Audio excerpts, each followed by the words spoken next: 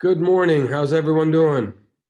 Morning. Good. How are you? Very good, very good.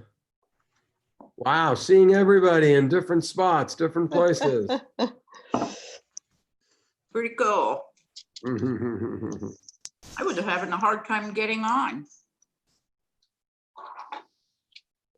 no. Too early in the morning. Pretty I early. I was in the weight room for a minute, but other than that, everything was fine.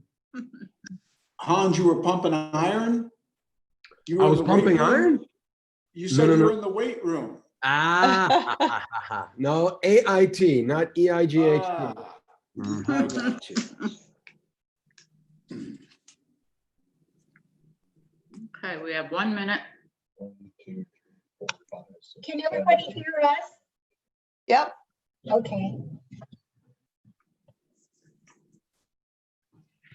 everyone. It's 12 people. Okay. 12. Here's that. Oh, there's that.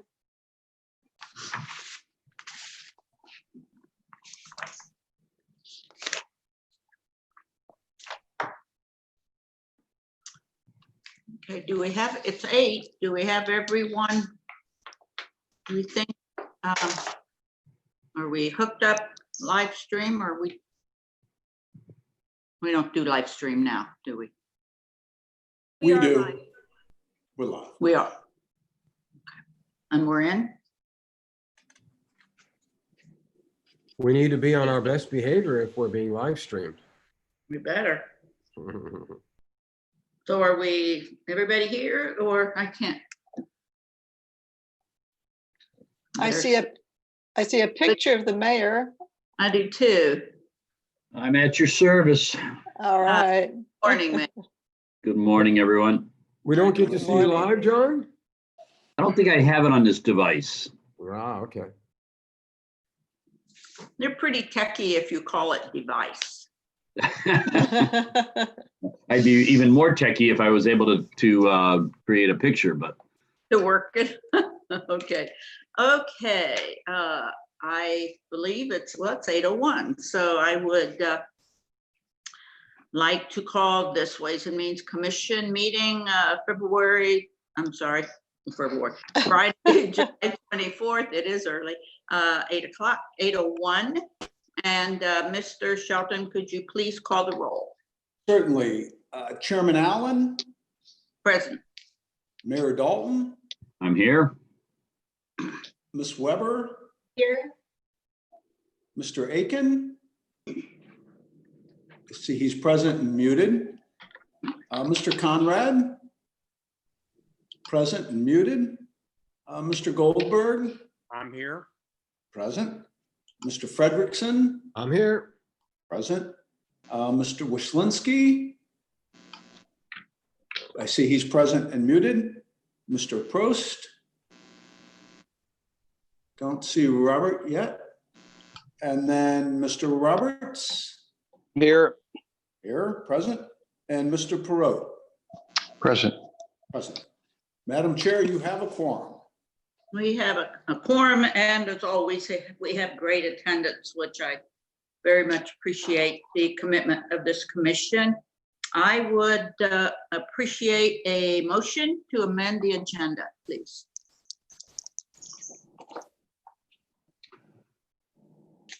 Madam Chair, we'd like to actually have a motion to amend the agenda to switch items number 4 and 5 to move revenue enhancements prior to property tax rate. If we could have a motion to that effect. Do we have a motion? Motion. So moved. Second. Okay, we have a motion. We have a second. All those in favor, please signify by aye. Aye. Aye. Opposed? Okay, that motion carries. Let's move to the minutes of June 19th. I know these documents were all emailed out. Do we have any additions or corrections that we need to discuss? I just see a minor correction in item number 6, just to capitalize August, that's all. where it says in mid-August, item number 6. Of August 14th, and my copy, it is capitalized, so, but just to make sure that that is under budget preparations. Right. Okay, all right. Okay, any other comments? Okay, do we have a motion to approve the minutes? So moved. Motion made and seconded. Do all those in favor, please signify by saying aye. Aye. Opposed? And thank you, ladies and gentlemen. Okay. Let's move to the sales tax and fund balances.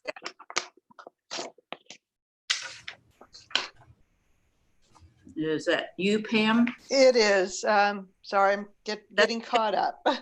No problem. I'm not in a Good hurry. morning. Good morning. The document that I gave you is regarding this agenda item is the one that's labeled the COVID-19 estimated changes to revenues and expenditures. This is just an update from one I believe I've given you before. We received a new sales tax distribution the beginning of July, which we always do. So I updated the numbers.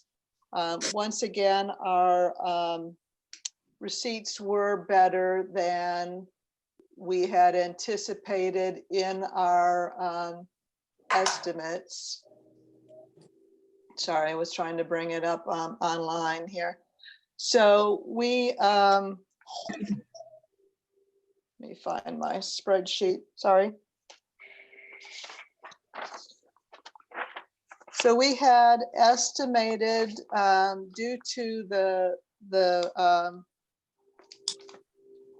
business closures and people staying home, that we would drop in sales tax 50 to 60% for the month.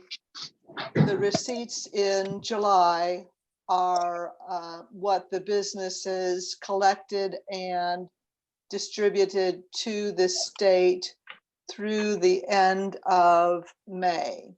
So we had anticipated, since during May, many of the businesses were closed down, people were staying at home, that obviously that would drop dramatically. It did not. We're down in the 1%, actually it's the 1% general sales tax and the quarter-cent local option.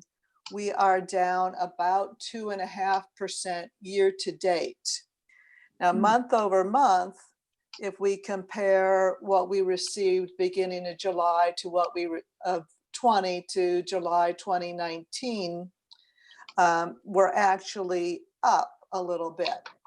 So basically what that tells you is you really can't look at our actual distribution each month to really see what's happening in the current economy, because there's a lot of catch up, and some businesses, even though they should be reporting as of the end of the month, maybe that rolls over a week and they don't report. But a lot of it is we're playing catch up with some prior months also. So what I did also is that I took the distributions and I looked at the actual months of collection and put those into a spreadsheet. So that what we have is we have a spreadsheet of the top 50 businesses in the city by the actual month of the collection, when the revenue was actually generated, just to get a little better picture of what's actually happening with our businesses. So like I say, I just did the top 50 in this spreadsheet. And that actually encompasses about 94% of our total revenue. So it's a pretty good picture. So with that, then and I believe I gave this to you, I took those 50 businesses and it is in the Word document that I gave you. I put that into each business into an industry. And it's a little bit arbitrary, so that we could kind of look at the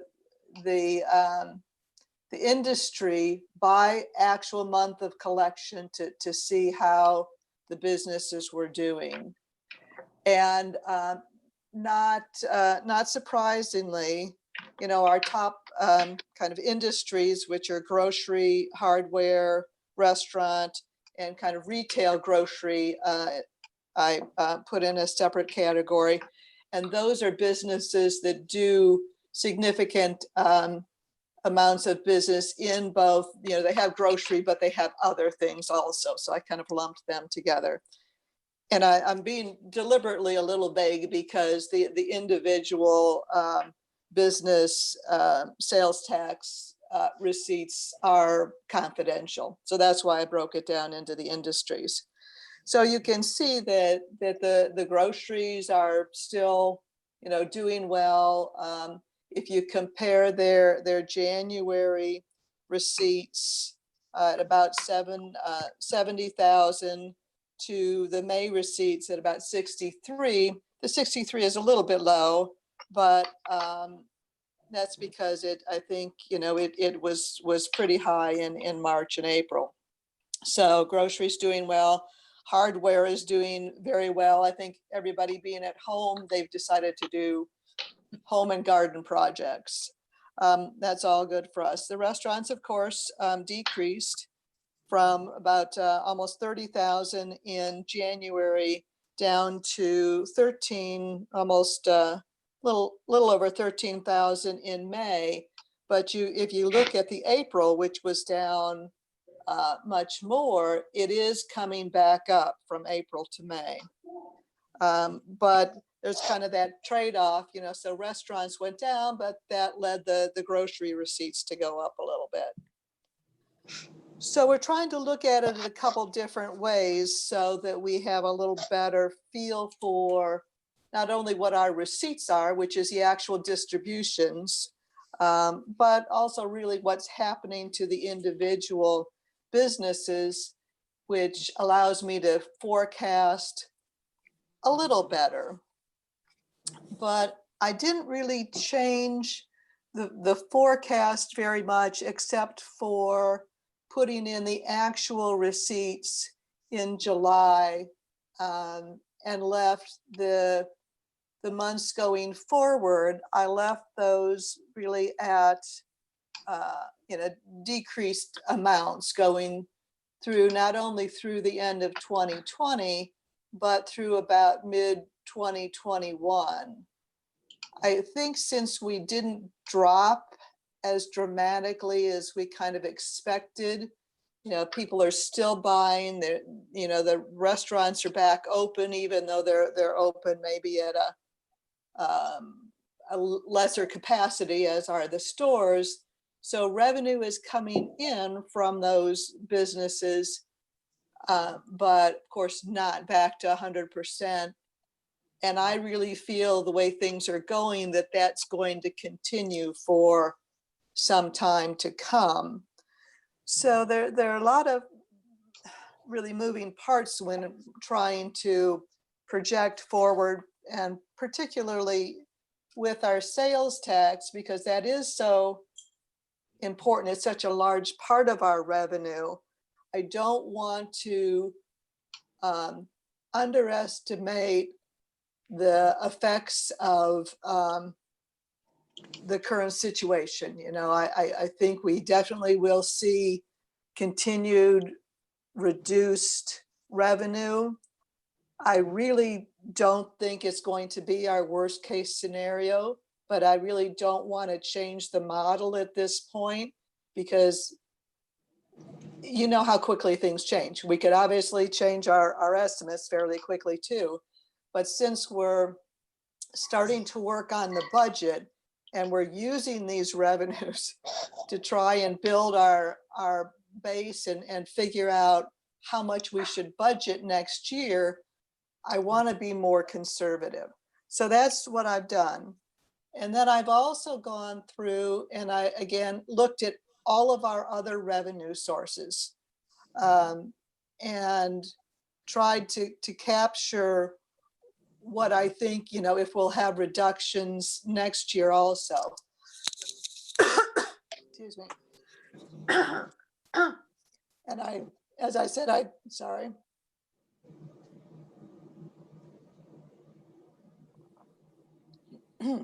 I think that certainly is true for, I'm sorry, I'm coughing right into my microphone.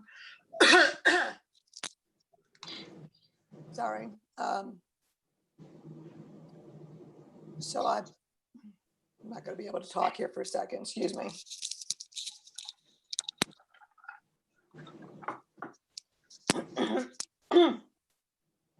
That would all dry my mouth out Part of the significant. So the revenue estimates for several of the other, hold on one second, sorry.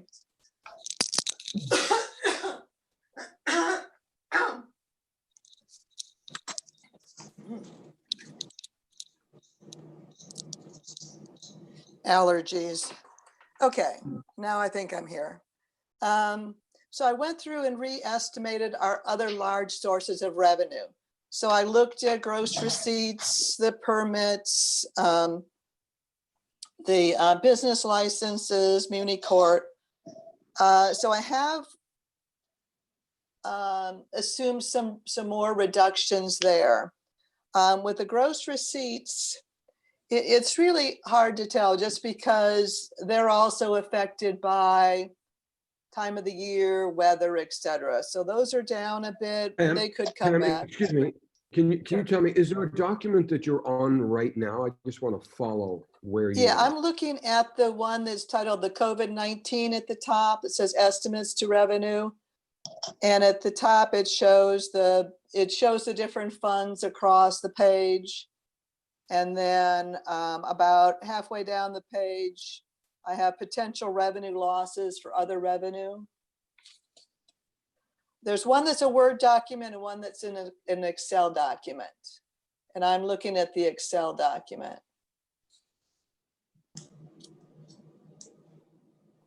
And the title of that document is Revenue Estimates. Correct. Revenue estimates, July 21st. July 21st. Okay, yeah. Right. Okay, got it.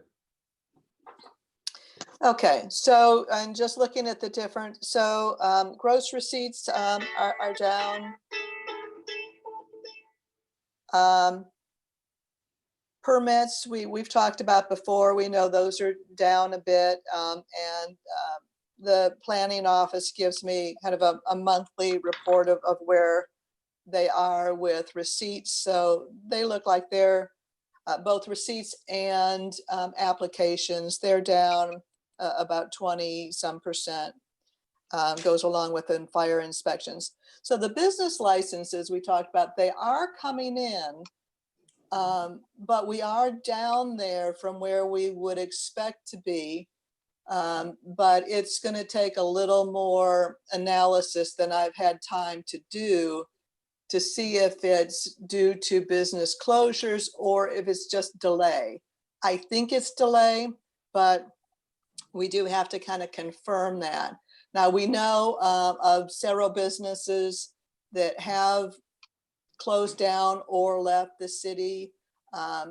Ryan Spencer's been kind of keeping us up on what those are. Plus we do get some notification from the businesses. A lot of times if they close down, they just don't let us know. They don't submit a new license.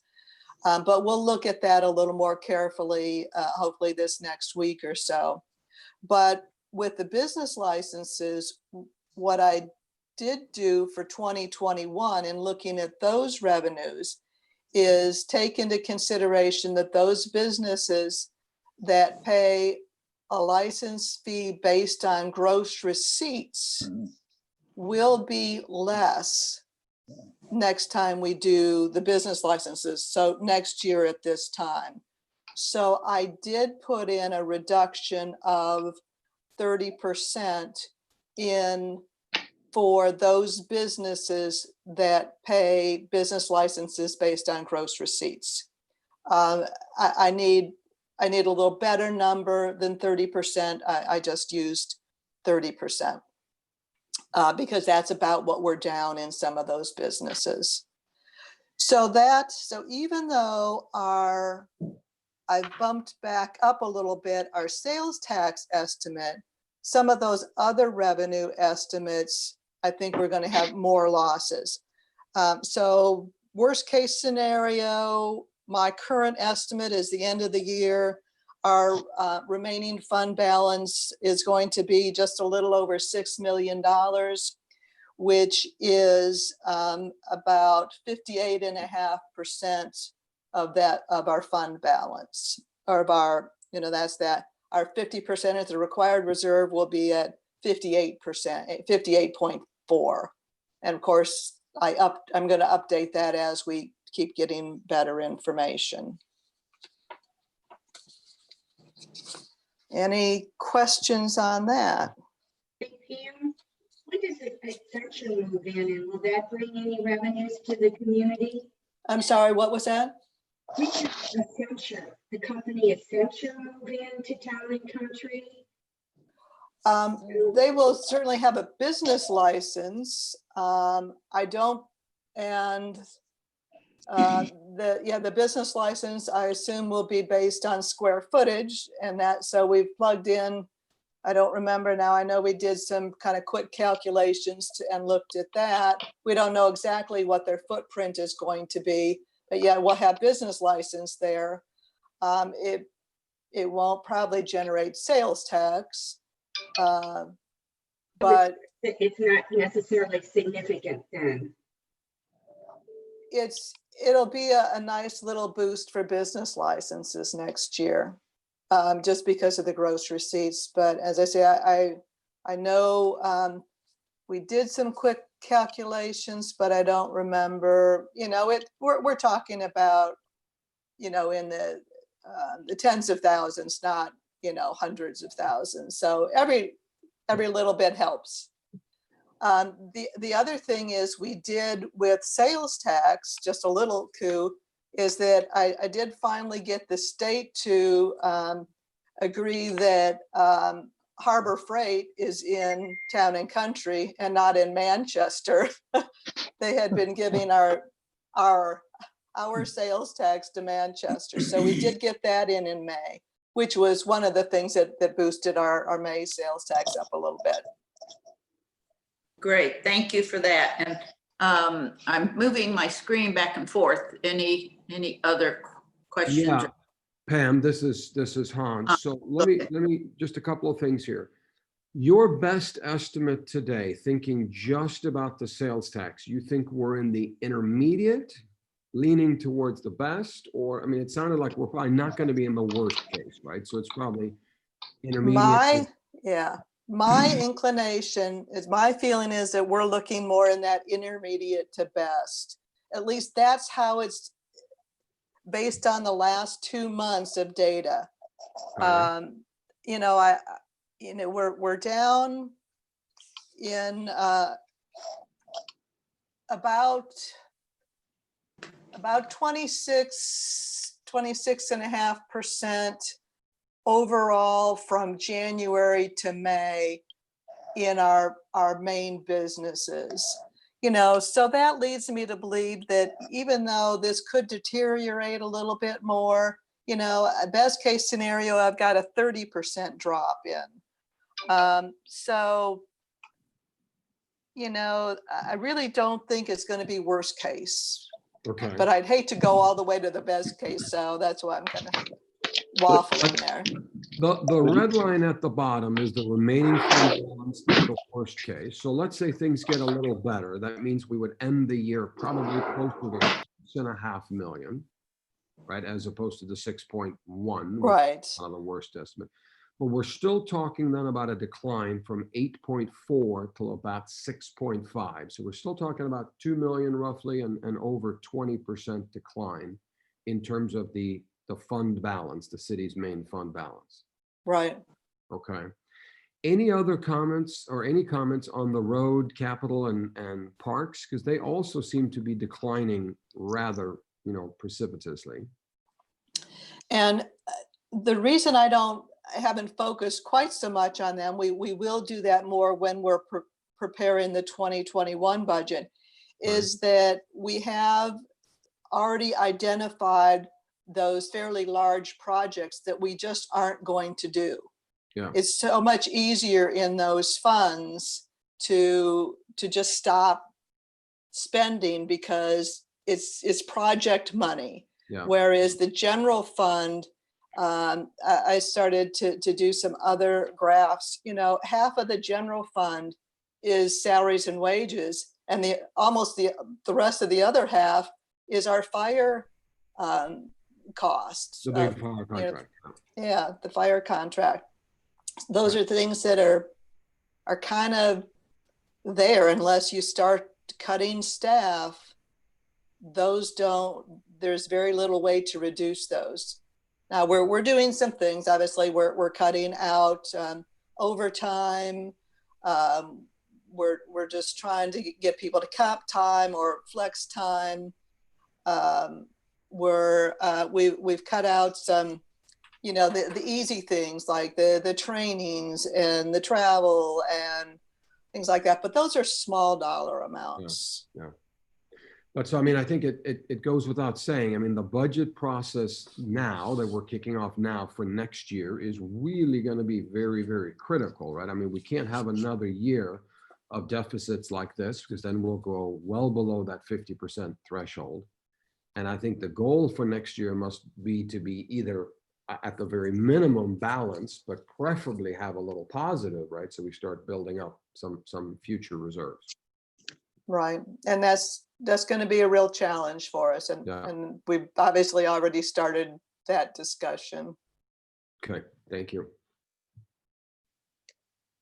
Further questions or comments? And again, I'd just like to, it's important we acknowledge the former good stewardship that this city has benefited from, because early on we were, and we commented, hope for the best and prepare for the West. Prepare for the worst. And, it's not over, but we have a lot of positives to work from. Again, we'll be careful, and we have to weigh all of our options. So, okay, any then questions on this? Oh, okay, go ahead, Mike. Okay, if we finish at the intermediate case, Pam, what percentage do you think we'll be at the end of the year? Is that where the 58% is coming from? No, the 58% is the worst case scenario. Okay. So if you look at the intermediate case, so that gives us another, in the general fund, really only another 300,000. 300,000. 250,000. Yeah. Okay. Any other questions? I just had a question when you were talking about salaries. Were they going to replace the public works director's position since he's left? Do you intend to do that? They have to. Bob, go ahead. That probably falls to me, Randy. I certainly have not had that discussion with the board. Our code does require that we have a city engineer. However, we will definitely be looking at that. There will be an obvious delay. There will be some savings just in a regular replacement cycle. We do feel it's an important position for the city to have. Okay. Okay. So we will go ahead then and. Madam Chair, Yes. Mayor, before you please. move on, just a very, very brief comment, and I hope the commission agrees with me on this. But the board and my office and our entire team at City Hall could not do the job of setting policy and direction that we are charged with doing without the kind of analysis we just heard. I, for one, am extremely appreciative of Ms. Wright's the depth, the seriousness, and the extent of her analysis and tracking and reports to us is what enables us to do the best possible job. And I want to thank you for that this morning, Madam Director. Oh, Thank total 100% agreement. I talk to Pam often, and she's always running these things, and she never stops or lets down. So We may not like the numbers, we may not like the information, but we couldn't do our jobs as this commission or as policymakers without that kind of analysis, and we're in a better place because of it. yes, we are. Thank you. Okay, so we did a flip. So I would assume now we'll talk about Ms. Shelton. Were you going to talk about the revenue enhancements? Yes, thank you, Madam Chair. I will echo before I start all of Pam's work on these projections. Also Ryan Spencer, who's on this, who's been helping us pull together some of the numbers and put them in charts. But on top of everything else, our day-to-day duties, getting bills paid and receipts taken in and business license and payroll, Pam is also now doing projections and a lot of them. So I appreciate that work, and our entire staff really has been pulling together for this. The document I would like to review at this point is titled Revenue Scenarios. I think it even says Revenue Scenarios Final. So basically what this commission charged the staff with at your June 19th meeting was just to present what are the revenue enhancement scenarios. We obviously have looked at, where our balances, our fund balance, and so that's how this came about. So what I did was just try to provide a little background to this, some historical significance to this document. And then the first item, and I state in here, this is in no particular order, okay? So the first potential revenue enhancement item is property tax. And this group is well aware that the city currently levies 0 property tax on residential, commercial, personal property, or your agriculture. So Ms. Wrights did check with the state auditor's office, and they indicated that the Board of Aldermen has the authority in the even numbered years, because that's a non-assessment year, to set your tax rate to up to the maximum levy. So I've included here what the city's authorized levy is. So on your residential, it's 0.462. On your commercial, 0.555. Personal property, 0.579. Agriculture, 0.375. We have a little bit of agriculture in town, some property that's considered by the county and assessed as agriculture. So if you look down below then in the narrative, the numbers, and there's a chart in the back, chart number 1 that Pam pulled together for me. If the full assessment, if the Board of Aldermen said, okay, we're going to assess the full property tax rate, we estimate that would generate $4.4 million annually. And that would be on your residential, your commercial, personal property, and that little bit of agriculture. Down below, again, the state auditor, and I checked with the city of Kirkwood. Apparently they have a rate and they assess it on an annual basis based on their budgetary needs. So I just, as an example, asked Pam to run 20 cents. If we had a rate of 20 cents across the board, that would generate 1.7 million. I'll back up a second. If the board had the full assessment, the median appraised home in Town and Country is $650,000. So if you had your full assessment, that would cost the median home $571 to get to that 4.4 million. If you did 20 cents, just as an example, it would cost you $247 for that median home a year and generate 1.7 million. Now, in order to set the property tax, and that's actually an agenda item farther down today, it would take in this year quick action, right? The board would have to take this up in August, have a hearing, let the public know. So obviously that's a short time frame. The next opportunity just to set this rate would then be 2022.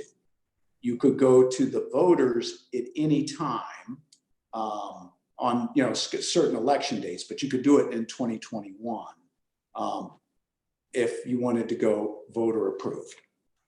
So that's a little scenario, a little summary of property tax and how that works. Also in here, interest that Ryan Spencer put together for us is a comparison of other cities who have a property tax. I see a hand waving. Madam Chair, do I see a hand waving or just somebody saying hello? Question. Jeff, you're muted, I think. Jeff, you're muted. Sorry. Question. If the board were to authorize a property tax, when would the city see the revenue? Pam. Yeah, you're still. Okay, there. sorry. If we did it this year, if we did it, this budget cycle and set the rate October 1st, we would start seeing that revenue this year. So December, January with this collection, this year's collection. Thank So you. pretty quick turnaround. Okay, so then I'll move on to use tax. Mayor Dalton is much more familiar with this legislation than I am. I'll give a brief overview, and if he needs to correct me or add to, please do, Mayor. Currently, the state law does allow a municipality to put before the voters in the state of Missouri a use tax, which is basically on internet sales. And that use tax applies to all of your sales tax, so your capital improvement, your park stormwater, except it's the St. Louis County does not have a use tax, so it would not currently apply to our 1%. So again, Pam ran some numbers for me, and we estimate the use tax would generate currently, and this is just an estimate because we really don't know what those numbers are, $350,000 annually, with half of that going to capital improvement, half to park stormwater, and about $70,000 going to the general fund. Now, I understand that the state legislature has been discussing and has been moving forward. There's I think 30 states already have a use tax, and Missouri's, I think, one that does, well, I know we do not. However, if the General Assembly adopted the streamlined use tax, sales tax, then we think that many other cities would also put this to their voters, and it would generate an additional $280,000 in our 1 cent sales tax. Neighboring cities such as De Pere and Frontenac have already approved the use tax and have begun collecting those revenues from the online retailers who I guess voluntarily collected. Mayor, am I on base here? Or? Yeah, Mr. Shelton, you are, with one exception, and that is that it's just us and Florida that don't have. Oh, wow. Okay. So we are, the state of Missouri is way behind. There's been active discussions on this front since the so-called Wayfair decision, which was a Supreme Court case that changed the nexus rules regarding taxation. And so that opened the door for everyone to consider tax policy matters and in this instance, internet sales transactions, because prior to that, there there wasn't under the law sufficient nexus with the state unless you had a brick and mortar component to the store that you're buying from. And now that's not necessary under the Wayfair decision. The General Assembly has struggled with this because they want it to be net revenue neutral. So they want rollbacks in the income tax or other tax elements that would equate to the gains in internet sales transactions. And so that agreement on that front has not been reached. It was very, very close last legislative session, so much so that the bill, and it's, I don't know, 150 pages or thereabouts, was nearly completed until the COVID-19 pandemic slowed and shut down, and then ultimately slowed down the legislature. So they couldn't complete that legislation, which is necessary to afford the collection of the use tax. So sorry for the additional details. I think that it's still being talked about. I had a conversation last night with certain legislators about this being a topic of special session. There's one plan that starts Monday that will not be, this is not part of that call. It deal with violent crime. There are at least a couple more special sessions under consideration by the General Assembly. And so far, the governor has indicated unless and until there is agreement in the General Assembly on the total package, that Wayfair will not be part of those special session calls, but those discussions remain ongoing. Question, Mayor. So they're looking at revenue neutral for the state, but that would not be revenue neutral for the municipalities? Correct. Or it would be new revenue for us, and the current discussion is to reduce by a modest amount the income tax rate, and therefore make the overall proposal revenue neutral. yes, okay. Okay, thank you for that clarification. Did somebody else have a comment to that? Okay. Oh. Okay, Bob, you want to Yep. continue, please? Thank you, Mayor. I appreciate that. So then the next revenue item I have on here, where I would anticipate that the use tax at some point will be adopted by the state. And then I know in discussion with other municipalities around us, those that currently do not have it would plan to put it on the ballot, especially as more online shopping replaces brick and mortar shopping. So in my opinion, the use tax is a matter of not if, but when. So the next item I have on here is a fire safety sales tax. Currently, and you can see on chart number 2 in there, that several cities who have a municipal fire department are able to levy a fire safety sales tax. It was a quarter cent. The legislature recently approved going up to 50 cents. So I put in there, we would need some amended language in the state, and some of those discussions have taken place. There aren't many cities who obviously we're under a unique situation where we contract for our fire service.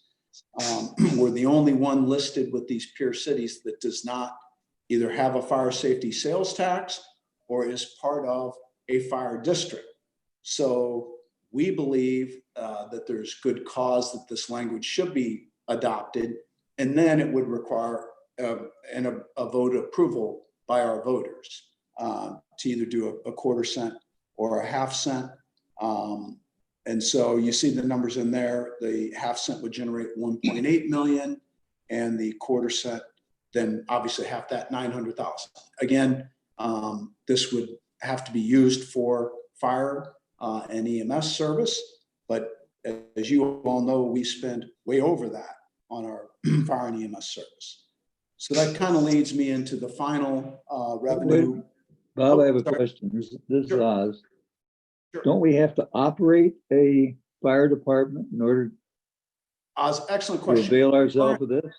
Currently, you must operate a municipal fire department to have this. Our proposal would be to amend that language to say operate or contract. Simple couple of words. And Okay. we don't understand why there would be much opposition. Okay, but great question. And So that then- was moving forward until we had COVID happening this year. But and I think we could potentially have support for that. Right. Okay. So then the last revenue item I have on here is the fire district annexation, which has obviously been discussed in the past. And just to put some numbers to that, if the city was annexed, if you're petitioned to be annexed by a fire district, it would save $4.2 million annually out of your budget. So as an example, I put down what the West County Fire District tax rates are. And that would cost, under the current rates, the median household $1,367 per year. Now, we understand if Town and Country became part of West County, as an example, their rate would drop to 98 cents. And then that would cost you $1,200 annually for, again, that $650,000 appraised home. So I give some scenarios, some summaries of, property tax, obviously residential, that would be 46 cents. Use tax, the sales tax that we believe is more or less inevitable. Whether or not the county gets it adopted and we would get our 1 cent, I think is a good question. The fire safety sales tax, you would need legislation and a change in legislation and voter approval. And then fire district annexation, which would be a property tax of approximately 98 cents. And I do note in there, if you were annexed by the fire district, then that more or less is irreversible. And so you're in that with that dedicated property tax. You can't amend that on an annual basis or at all. So a lot of information, but I appreciate Pam's help and Ryan's help putting this all together. So any questions? So looking ahead, Hans, I'm sorry. Go ahead, Oz. Hans, you're on mute for next time, so go ahead, Oz. I'm still on mute. I thought No, Hans is. You're good. Oh, okay. So looking ahead, it's likely that we'll get a use tax. Is that true, Bob? In the future, it's likely we'll probably get some kind of a use tax. That would be my belief. Okay, and also we'll get some kind of fire safety tax. That's much more questionable in my opinion. Okay, but okay. Thank you. And Bob, didn't you say, or did I misunderstand? Did you say there were a couple of municipalities that had a use tax already? Correct. So the cities of Frontenac, De Pere, and Kirkwood have a use tax. Now, it's worth noting they also have municipal fire departments. So they're collecting their quarter cent and potentially now would go to a half cent fire safety sales tax on that use tax as well. But even though they're still collecting their capital improvement, their quarter cent general fund, and their park stormwater. Okay, thank you. Okay.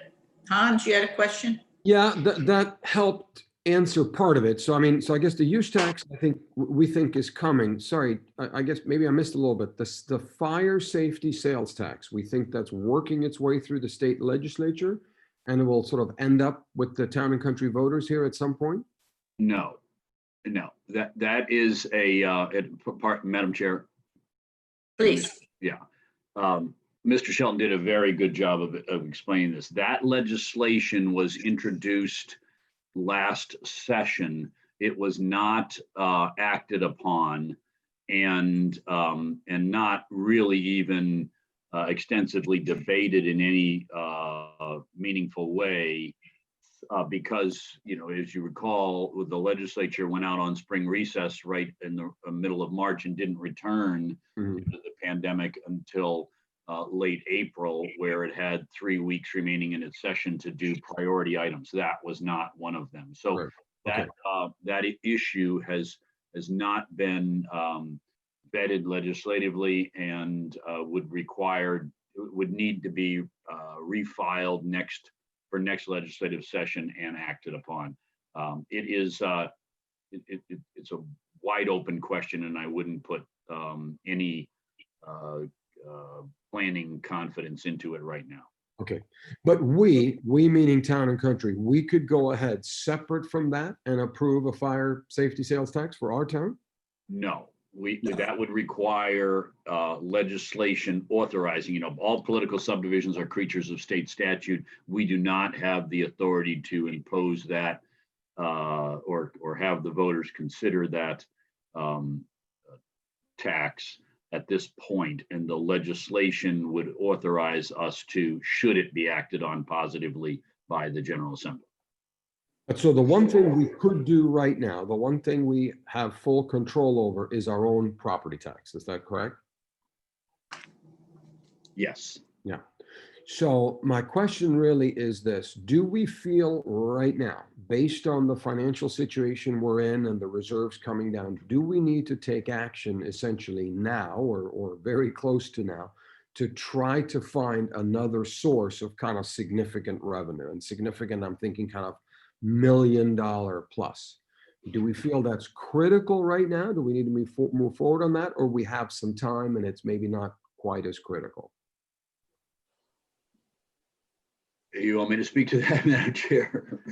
I'm Yes. happy to have anybody speak on that, but yeah, Mayor, it's probably best for you. Yes, please, Mayor. So as we've talked in the past, many years ago, we had no reserve requirement. When I served in Alderman Allen's position as chair of this commission, as a member of the Board of Aldermen, we imposed a 25% reserve requirement. And that was increased when the state legislature limited our ability to go to the voters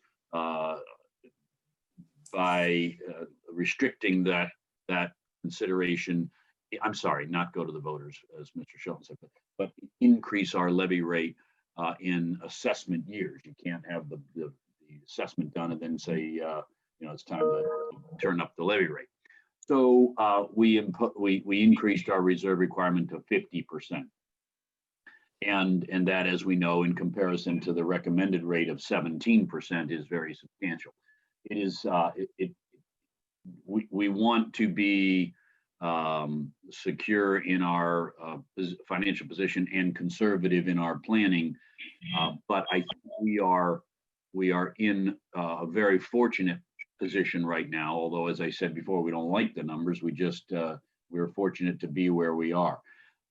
I think we need to look at all of our options, but I think we need to be careful in drawing any conclusions just yet, because of the substantial reserves that we have, which is 50% of an annual year's operating expenses.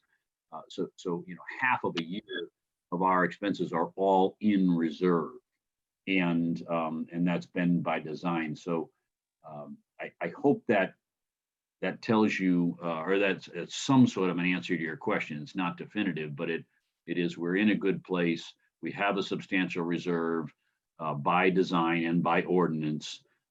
And the question is, do we need to act now to increase those reserves, given what our forecasted decline receipts is predicted to be? Okay. I would think one of the questions that I would ask all of you, and I know you take this very seriously, how comfortable would you be as we approach and even go under the 50%? Should things continue, should things go south a bit more? Randy? You know, I'm concerned about this because in the first paragraph of the background, it mentions these sweeping lifestyle changes are expected to result in a significant and lasting decline in sales tax. And then we're talking about if it's not done now about the property tax, we have to wait to 2022. Is that correct? Mhm. You know, there might be thought given to reducing the tax, you know, not the full rate, maybe the 20% I think you were talking about, or giving consideration. I just don't know. It doesn't seem like this is going to be something that's going to recover soon. And then we have the fire department contract coming up at the end of the year. If we can handle all that, and remember that's going to be effective for 3 years in a row, whatever increase they decide if they do. You know, I just am concerned that we're capable of handling things for the next few years. Personally, a couple $100 on is not, you know, we can afford that personally. And one thing I might mention that I learned that of the 37 new homes being built in 2019, 2020, 36 were over $1 million. 29 of them were over $2 million. So our community has that kind of capability to pay this kind of property tax. I just want to be aware of, especially from Pam and Bob, if things are safe the next, because if you don't do something now, then you have to wait to 2022. Well, Yeah. are we to the point in this presentation where we have to, is that a discussion for right this minute, or do you want to go through and finish your presentation and then we discuss it? Okay, well, okay.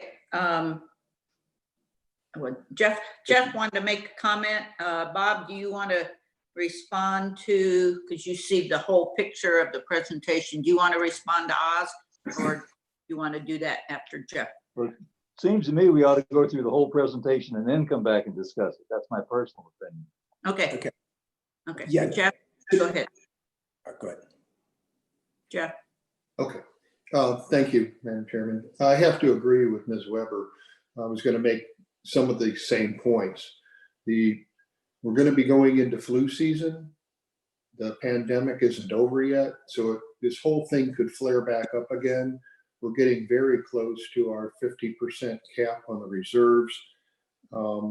Even if the maximum amount was levied, it's a small burden on our tax base. You know, $500 or $600 one time. And I believe I heard in the last session that we can make this a one-time deal. If it's approved in the odd year, we can take it back down to a lower number or zero at our discretion.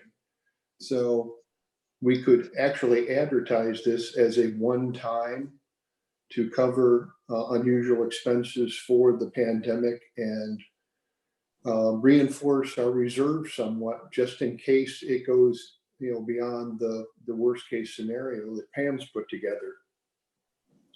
So, I really think we should seriously think about making a recommendation to move forward with this, because otherwise we're talking about a 2-year delay, and a half a year sounds like a lot of money, but if things go south, it could go away very quickly. So I think we should really take the safe path, consider the safe path, and have the money available in case the worst case scenario occurs. Thank you, Madam Chair. And I think your comment at one time, I think temporary is probably a safer word, but again, it can come off at any time. Okay, any other? Yeah, Madam Chair, I need to exit the meeting. I've got a 9 o'clock commitment. I want to thank everybody for their participation. These are serious issues, and we need your continued analysis and support. So thank you one and all, and I've got to sign off. I apologize. Thank you, Mayor. We'll see you tomorrow. Bye now. Okay, so Bob. Okay, yeah, to Oz's point, I really don't have anything to add to the presentation. I just wanted to go through those various scenarios. And basically, you can see under the summary, the property tax, which you all are very well aware of and has some flexibility. The use tax, which is somewhat in limbo. Fire safety sales tax, which is very much in limbo, in an unknown. That is definitely an uncertain. It's just a potential. I would definitely call it a potential, but we don't have the ability to levy that now. And then fire district annexation, which is a much, much bigger undertaking. But again, I just wanted everybody to be aware and to see the numbers so we have it all in one document. So that's really all I have, unless there are other questions. Thank you. I appreciate your hard work. Again, we're so fortunate to have, Mr. Shelton and Pam and our Brian, our staff across the board, even those I'm forgetting because they're not on my screen right now. And Randy, you had a question. I just wanted to mention with the fire district annexation, I noticed in the summary that if that were to be approved by the voters, it's not reversible. It stays with us. So that's a much more expensive alternative for the community, for the individual residents. Right.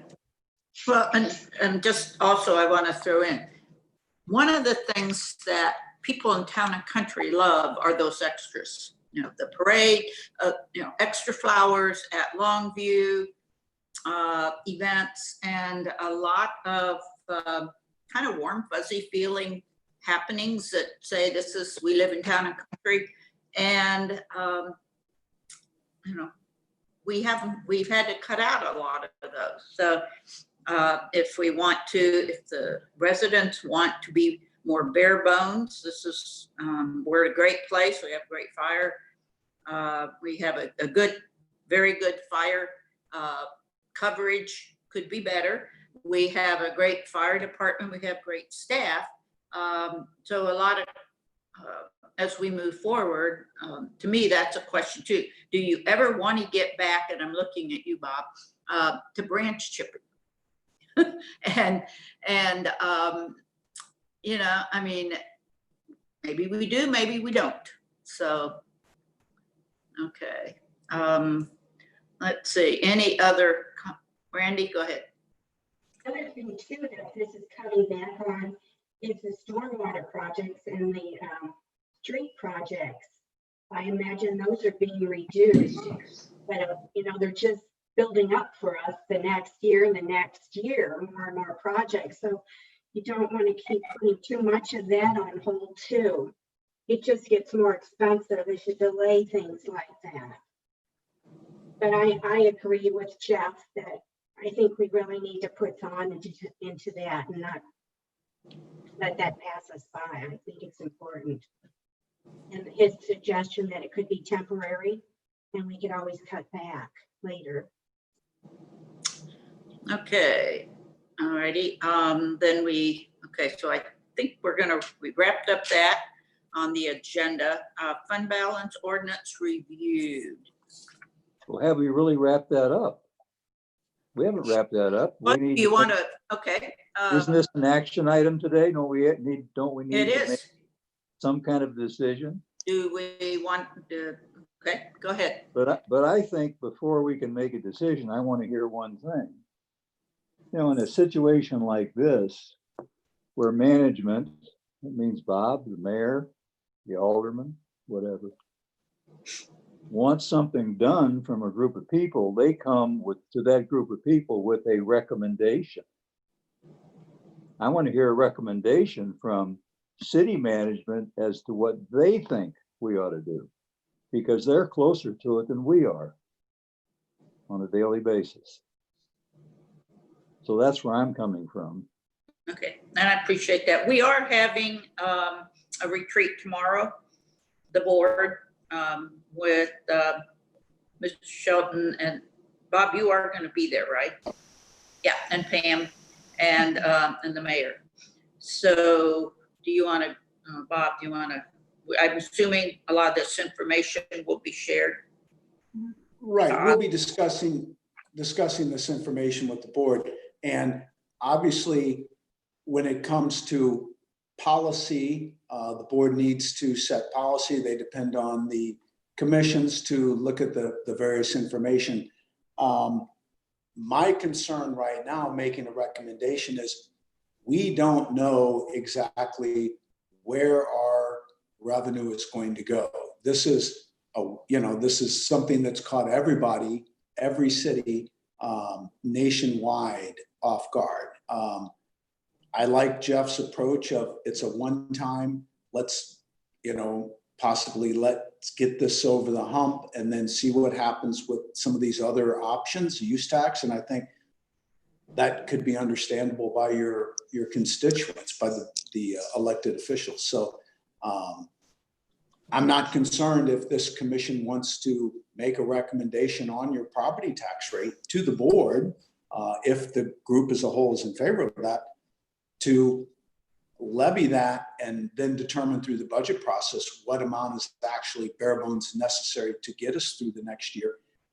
If you want to keep that 50% balance, again, as the mayor said, that's a hefty fund reserve. We don't expect a pandemic every year. And as a matter of fact, Ms. Wright's projections show us in a couple of years just naturally coming back. Now, who knows with brick and mortar and general sales tax if that comes back. But you can see on your charts we're the lowest property tax rate, tied with Des Peres for a portion of the city of Des Peres, and we're one of the lowest sales tax rates. So makes it difficult on an annual basis. I don't know if that helps us, but that's kind of a summary. What's your opinion? To be honest, I don't know. I don't know that we have enough information at this point. And it's a critical timing issue. So that's my concern too. You don't have enough information. We certainly don't have enough information. Right. That's my point. I think the point basically is, are we comfortable going below 50%? If we're not comfortable going below 50%, then we need to probably do something about a tax increase for this year. But we don't know whether to go below 50% or not. We don't know, but I think we have to make the assumption we might go below 50%. Well, we can always make that assumption, but we haven't seen enough analysis of the numbers to really understand what all that means to us. True. That's my opinion. Well, you can only do today what you're comfortable with. Now, it is still, there's a time, Pam, before we make this a hardcore adjustment, right? We don't provide the information to the county for a few weeks.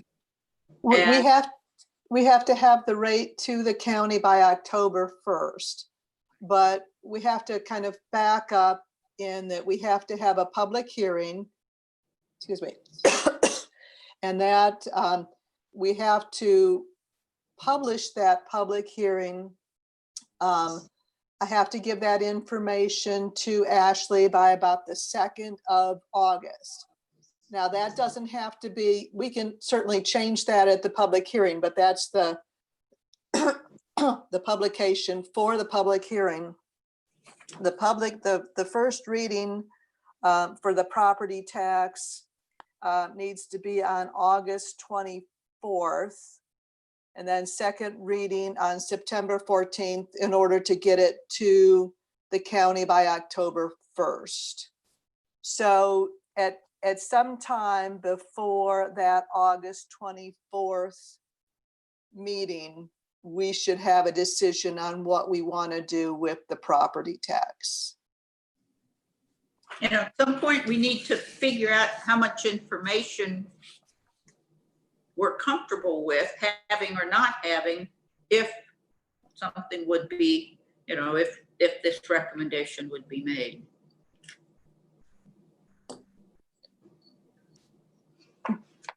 part of the Alright. problem with getting more information to you is that we don't have more information. Right. And it's all estimation, etc. But I think at one point, I am very comfortable that we are not going to go below our 50% threshold in 2020 because we had the fund balance that we did. Once we get to 2021, that's where I'm more concerned because we're still going to have lower revenues. We went into this, we know with going through the 2020 budget process and the struggles that we had then is that our revenues are not keeping up with our current expenditures. And that was before this pandemic hit. So yes, I'm comfortable we're going to be fine in 2020. 2021 is going to be very difficult to budget in order to keep that 50%. Again, the discussion is, do we absolutely need the 50%, I guess. But just the trend of our revenues currently, our expenditures are trending higher than our standard revenues.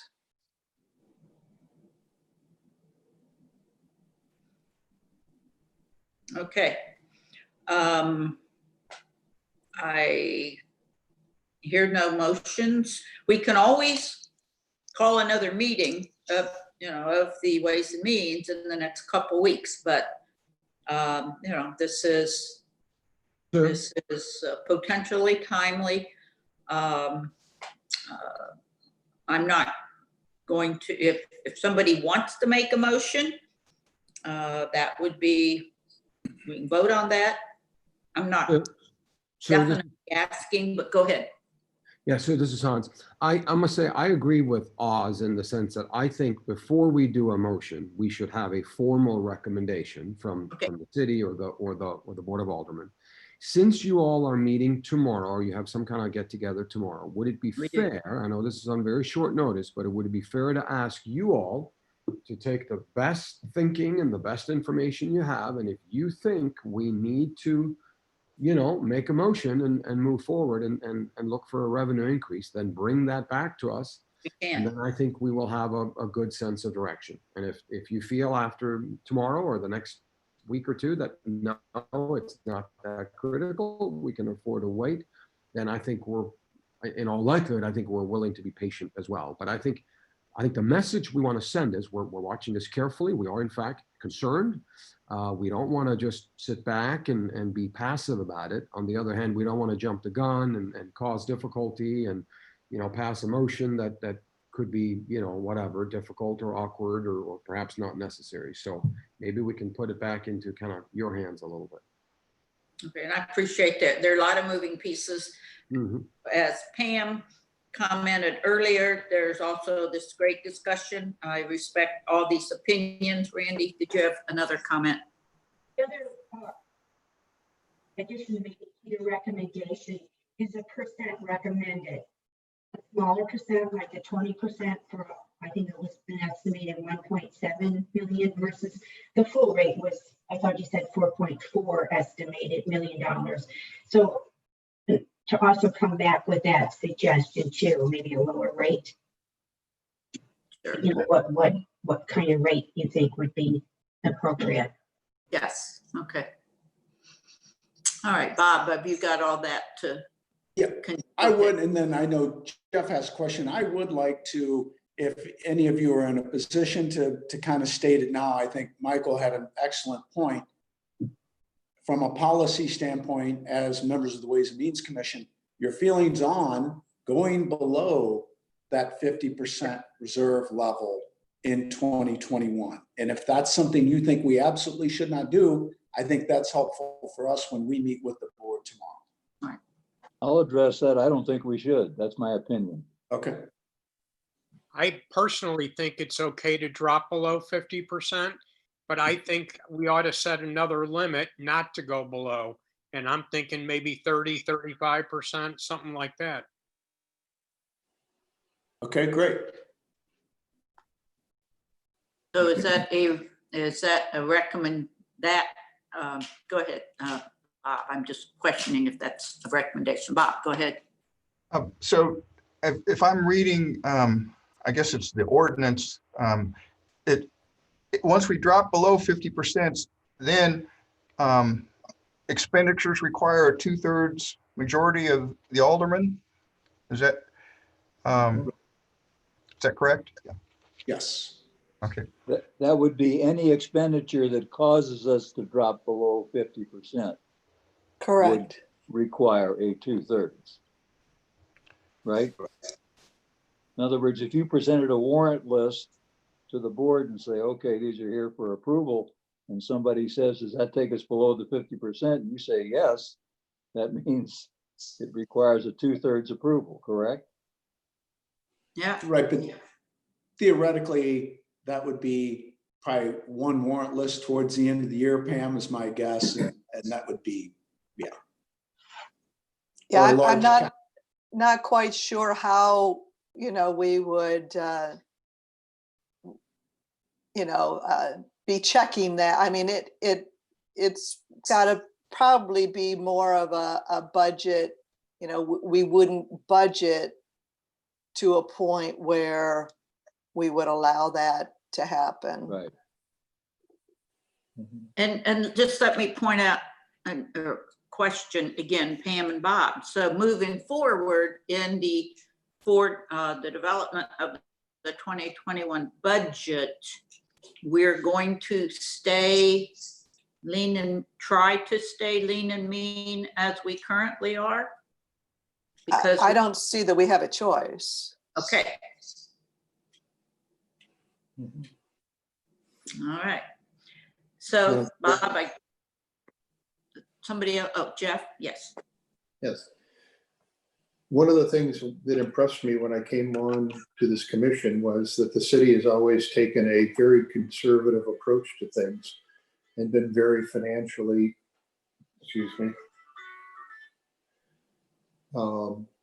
aware and careful. And there are so many unknowns with the current pandemic situation, the upcoming potential flu and other factors. And that I think we need to really consider, and I'm hoping that tomorrow's meeting with the aldermen and the mayor and so forth will discuss being really careful. Given the average income of the residents of Town and Country, a temporary property tax with the explanation of the pandemic would probably be easily accepted and would keep us in a very positive financial situation. Half a year is not a lot of money, even if we're very conservative. And I'd hate to see the city get into a situation where some of the other cities are in, where we're close to bankruptcy.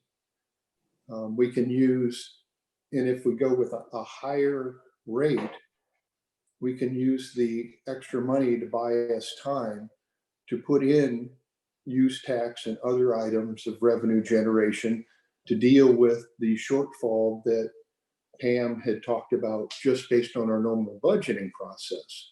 But we need time for that. And there's so many unknowns, and we're not going to get the facts. I think we need to be conservative and act in terms of getting a one-time revenue generation from our residents.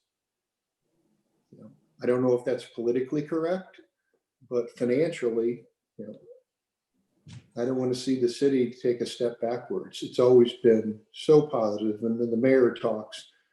It's so uplifting in the community meetings and so forth about how strong the community is and all the great things that the city does for its residents. And I hate to have us take a step backward over a small property tax.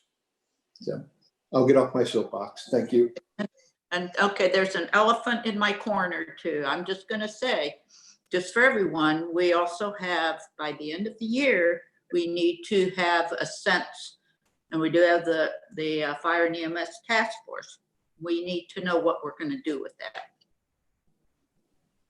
And that's another discussion. I don't want to, we can't, we don't have enough information for that, but it's, it's kind of over there in the corner and it's a big elephant. So I appreciate that. Brandy?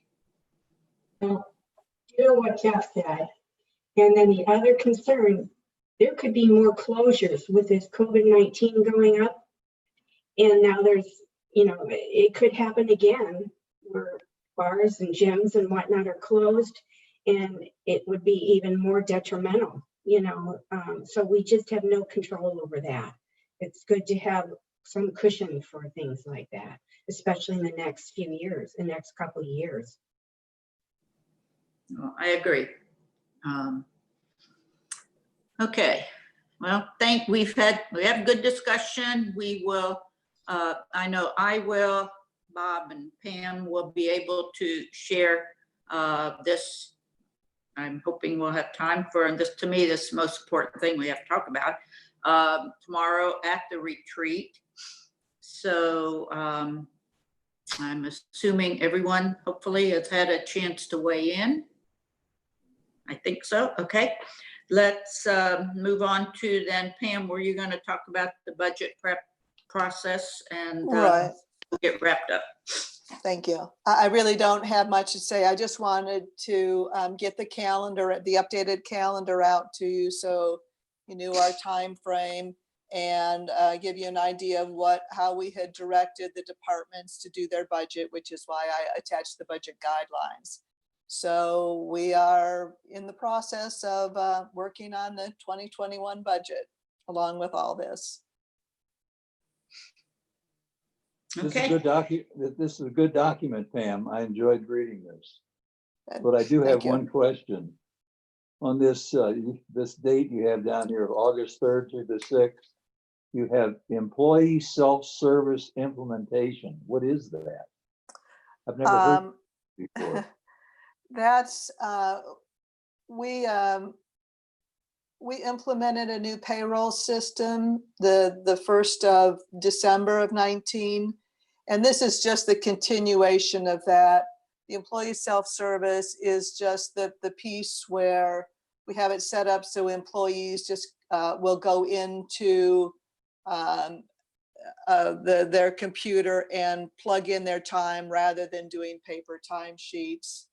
And it's also a way for our employees to go in and make modifications, certain modifications to their file, like emergency contact or addresses, potentially change some of their benefit, do open enrollment, do different changes in there that, it's an administrative, more of an Things are administrative. personal. Okay, thank you. Okay, well, Bob, did you have anything else? Nope. Nope. Okay. I appreciate very much all of you and your input. And this is probably unheard of time. I don't know that this our reserve account ordinance has ever been challenged like this. So had to be implemented for the process. That would be a historical question. I don't know, Mr. Oz, have you ever had this before? That you have to think about thinking about going below the 50%?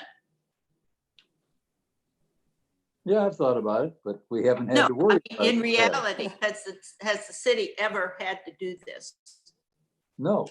No. Okay, good. Well, we're pretty lucky with that. So, all right. And we can get back together. Pam, did you have another comment? No. Okay. I was trying to read your body language. Okay. Thank you all. Let me ask you a question. And I'm sure you'll be hearing from us. And we will get, okay, Oz, yes, I see your hand. I just want to ask a question. You're getting back to this reserve again. We started this thing, I guess we started at nothing. I don't know. It's been a long time.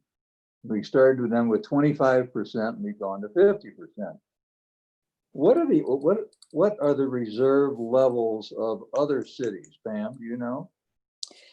I just know a few. I know that what they had been, and I saw recently, I think it was Creve Coeur was at 50% before the pandemic because their budget was, they had a July 1st start to their budget. So I was looking at their budget document and they referenced that they had a 50% reserve, not a requirement, but that's what they had in reserve. I know Chesterfield for quite a few years had a fairly high reserve, but I think for actual reserve requirements, they tend to be closer to that 25 to 30%.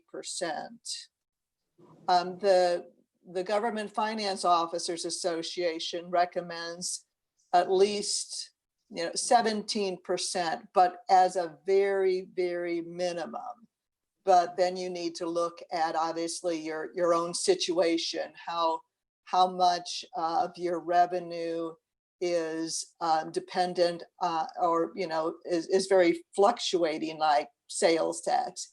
If you're really more property tax dependent, short-term fluctuations obviously in the economy don't affect it as readily. So it just depends. I think with our revenues being so, I consider them very based on the economy. So sales tax, receipts, gross receipts tax, those types of things, we do need a larger reserve. I don't know. 50%? No, larger than kind of the 25 to 30%. Okay. Okay, thank you. Well, do I have a motion to adjourn? So moved. Thank you. And a second? Second. Thank you. So we're adjourned at 9:25 and we'll all be in touch. And thank you again. Have a great Thank you. week. Thanks, everybody. Bye-bye. Thanks, bye. Bye. Have a good day.